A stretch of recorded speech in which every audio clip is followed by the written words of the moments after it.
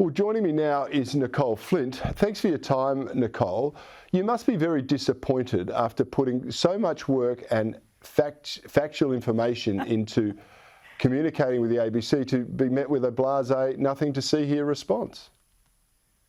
Oh, I don't know about disappointed, Cory. I think I got precisely the answer that I expected I would from the ABC, who couldn't be less interested in defending Conservatives or Liberal MPs, especially Liberal women. So, no, I got exactly the sort of response I was expecting from them. But it does say something when a complaint by a Member of Parliament about how they've been treated, and I think very reasonably by the ABC and some of the pundits that are on there and what they've said about them, is met in such a dismissive manner, and it's only effectively researched internally. Now, have I got that accurate, though? The judge and jury in this case was someone directly linked with the ABC.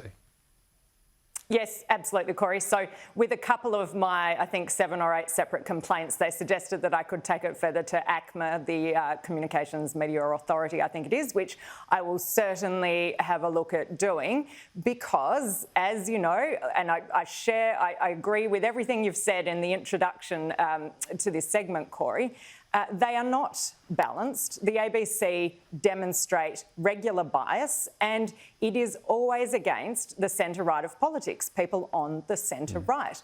They pick and choose which issues they will prosecute. They very much pick and choose which people they will protect, and I'm not one of the people they want to protect. Didn't see them protecting Mrs Jenny Morrison, the Prime Minister's wife, either, when one of their employees, Jonathan Green, decided to post some appalling tweets about her. And in fact, I see in Senate estimates this week that the Managing Director, David Anderson, has actually said staff can say whatever they want on their personal Twitter accounts, which I find absolutely extraordinary, because if I say whatever I want on my personal Twitter account, if Senator Claire Chandler says whatever she wants in a letter or an email, people don't hesitate to report us or drag us before all sorts of tribunals, and ultimately the people of Australia can make a decision that we lose our jobs. Now, in comparison, people employed by the ABC who, as the Managing Director this week has said, can say whatever terrible things they want to say on social media, won't be sanctioned and they won't be sacked. And the ABC won't take action. Nicolle, I'm going to take a point here that there is a difference, right? You're a public figure, you're a Member of Parliament elected. If you put something on your on your Twitter account or your Facebook page, it is something for public dissemination. I think it's reasonable to report on it.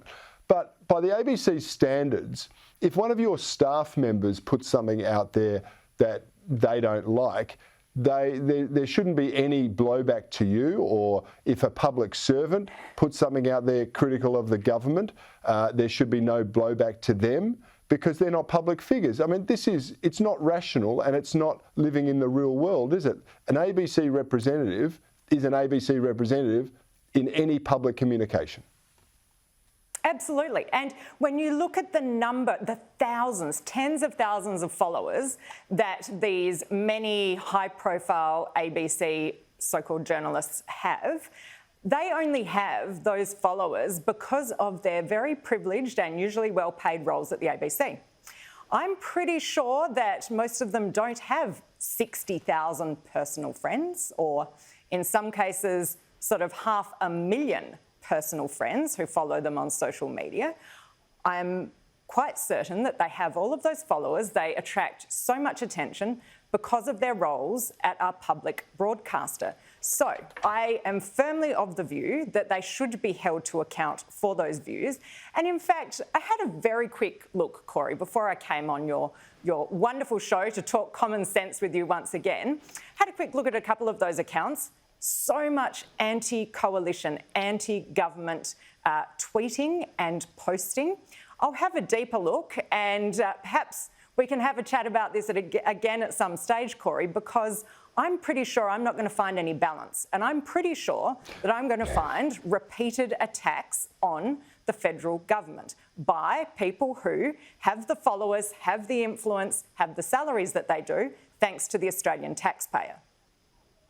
And let's remember, Nicolle, I know you're not going to find any balance, but let's remember a lot of these personalities at the ABC have their Twitter bios and their other links to their social media displayed when they're on the ABC. It's not like they're divorced from this, and it's extraordinary. But answer me this.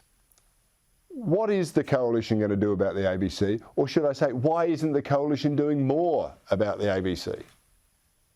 Now, Cory, last time I came on and we chatted about the ABC when I had submitted my 7 or 8 separate complaints about their behaviour towards me, I made a couple of suggestions. And I must say I was going to give them the benefit of the doubt, although, as I said at the outset, I wasn't at all surprised that they dismissed every single complaint that I made. So I'm actually going to have a bit more of a careful think about what should be done, what could be done, discuss this with my colleagues, and watch this space, Cory, because you know what?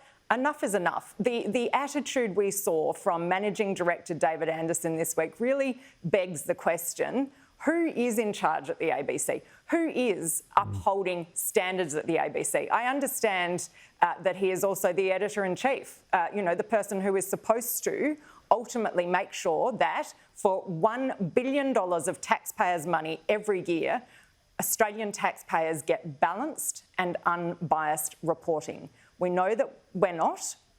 We know that all of this money is being spent to not deliver all Australians programs and reporting that represents all views. So I think we need to take some much stronger action. And as I said, watch this space. I would love to discuss this with you further as I pursue my work behind the scenes. Nicolle Flint, we have a lot more to talk about before you finish up in the Parliament. That will be a loss. Now, I want to say thank you for joining me tonight, and I look forward to furthering this conversation in weeks to come. Nicolle Flint, member for Boothby.